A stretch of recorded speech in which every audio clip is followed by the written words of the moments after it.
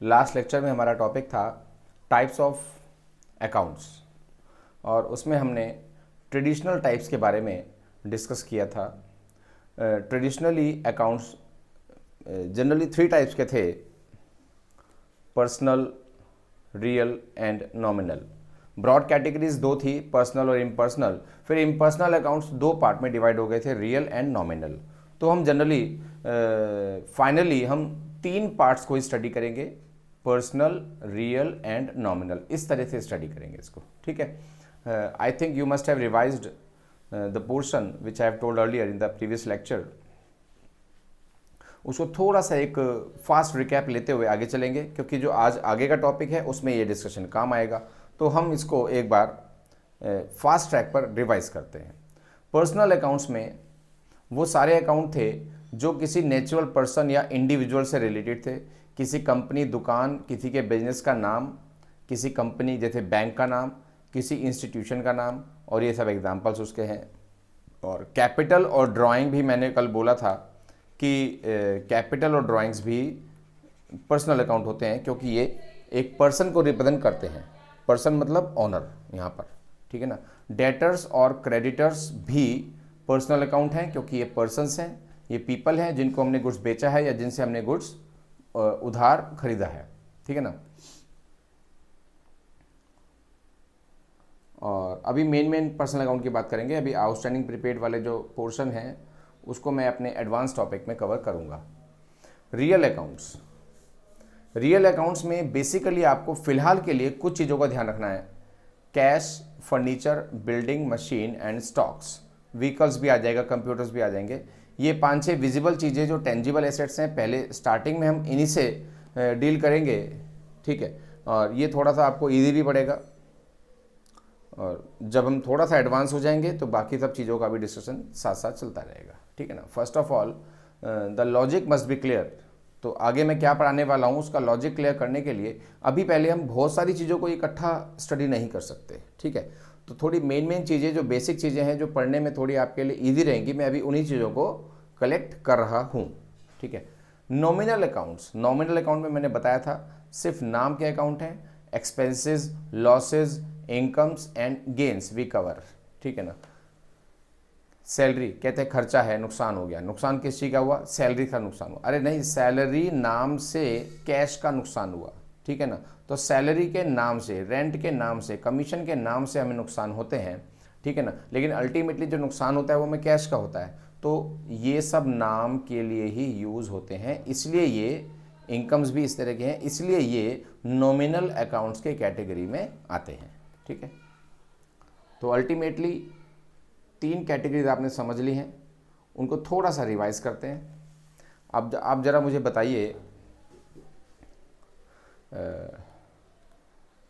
इन accounts में कौन कौन सा अकाउंट रियल होगा, पर्सनल होगा या नॉमिनल होगा, ठीक है ना। कैश, राम, और आपको यहाँ पर मैं दे देता हूँ के पब्लिक स्कूल,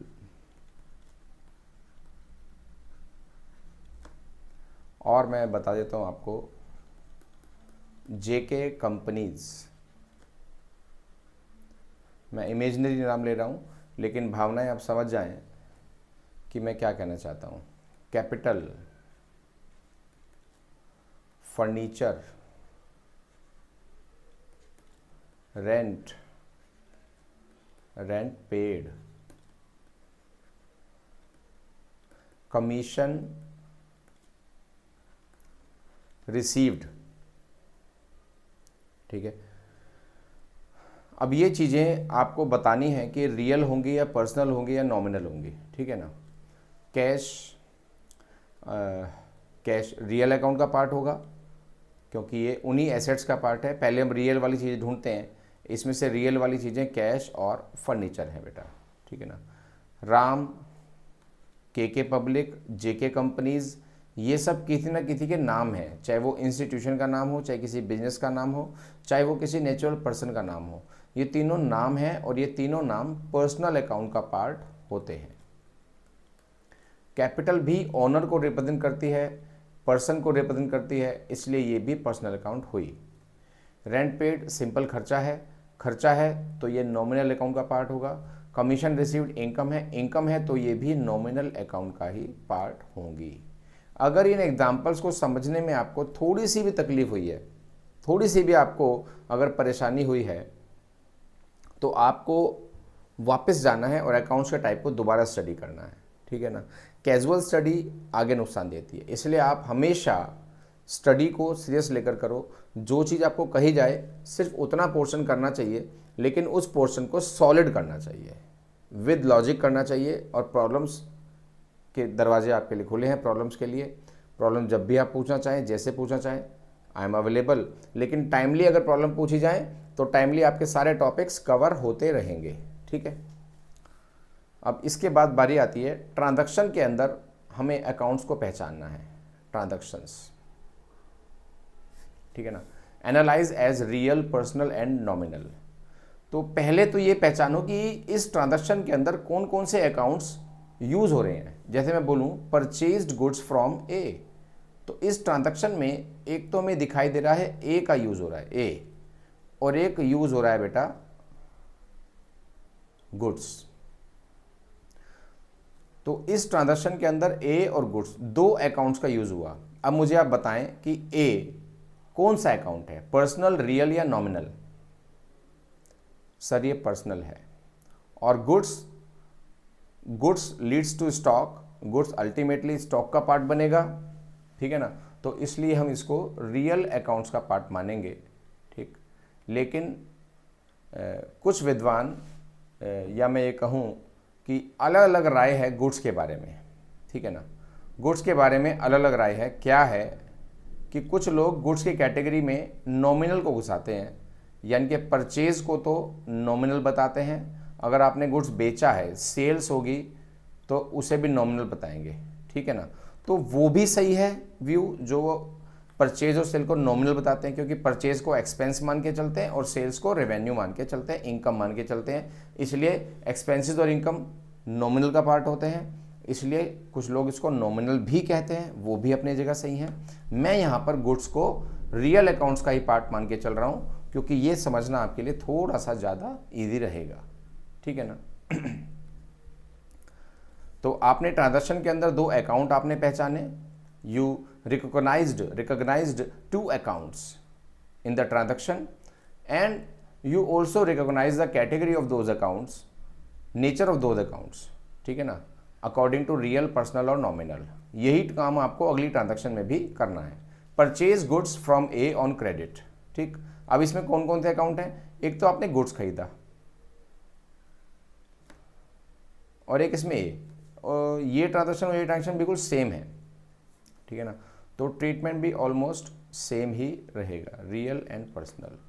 अब यहाँ लिखा है परचेज्ड गुड्स, ए से खरीदा, कुछ नहीं गिवन, उधार खरीदा, नहीं गिवन, तो हमने फिर इस गुड्स को हमने नगद खरीदा है, यानी कि हमारे पास एक तो फ़र्क पड़ेगा गुड्स में और एक फ़र्क पड़ेगा कैश में। गुड्स कौन सा अकाउंट? सर ये तो अभी देखा हमने रियल अकाउंट। कैश कौन सा अकाउंट? सर याद आ रहा है, याद आ गया, रियल अकाउंट, ठीक। Purchase goods for cash, same. Purchase goods from A for cash, same. A का नाम नहीं आएगा, इसमें भी गुड्स और कैश आएगा। जब पैसे देकर आ गए तो ए का नाम क्यों लिखेंगे? पैसे दे दिए, गुड्स ले लिया, बात खत्म, किसी का नाम लिखने की नीड ही नहीं है, दोनों रियल हैं। सोल्ड गुड्स टू के, इसमें एक तो के आ गया और एक सेल्स आ गया। सेल में क्या हूँ कि गुड्स आ गया, सेल क्या कहूँ, गुड्स आ गया। के पर्सनल है और गुड्स रियल है, ठीक है। Sold goods, sales, cash. Sales क्या है? सेल्स गुड्स है, गुड्स रियल है, कैश रियल है। आई थिंक आपको समझ में आ रहा होगा। पेड कैश टू ए, एक तो इसमें ए आया और एक आया कैश। ए कौन है? Personal account. कैश कौन है? Real account. अभी आपका इतना ही काम है। ट्रांजैक्शंस में आपको ये पहचानना है कि उसमें कितने अकाउंट्स इन्वॉल्व हैं और वो जो अकाउंट्स इन्वॉल्व हैं उनका नेचर क्या है। नेचर मीन्स क्या वो रियल है, पर्सनल है या नॉमिनल है। ठीक है। Received cash from KK, cash और केके, इसमें दो अकाउंट हमको दिखाई दे रहे हैं, कैश और केके। तो कैश रियल है और केके पर्सनल है। पेड सैलरी, यहां पर एक अकाउंट तो आया सैलरी का, क्योंकि सैलरी का नाम तो यूज करना पड़ेगा जर्नल एंट्री के अंदर कि पैसा कहां गया, किस यूज में खर्च हुआ। और दूसरा अकाउंट इसमें आएगा कैश। आपको मालूम है कि एक्चुअल में तो आपने कैश ही पे किया है ना, सैलरी का तो सिर्फ नाम यूज हो रहा है, इसलिए सैलरी होगी नॉमिनल अकाउंट, कैश होगा रियल अकाउंट। चलिए एक दो ट्रांजैक्शंस और करते हैं बेटा।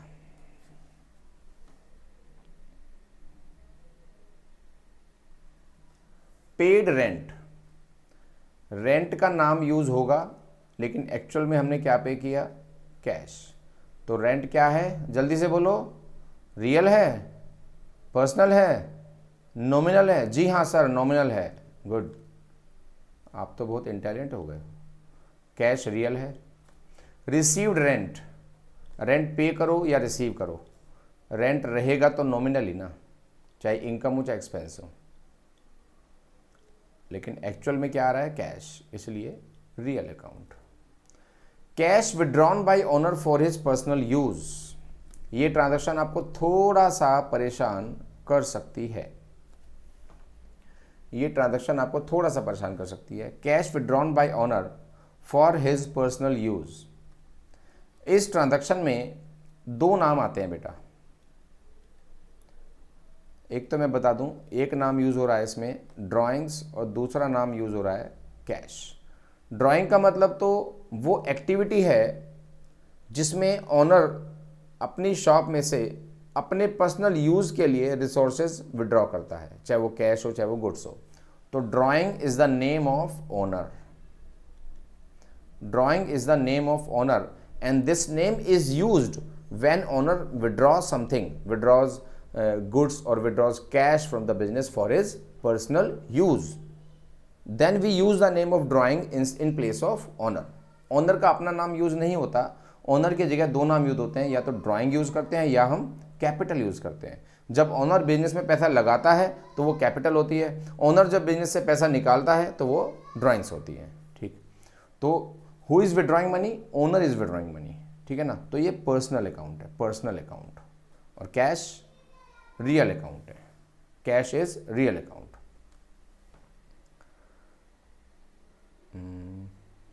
चलिए कुछ और ट्रांजैक्शन भी करते हैं, बीच में स्पेस है। 14th transaction,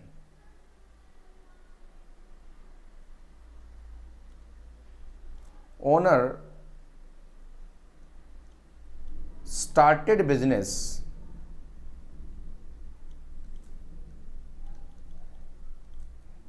with cash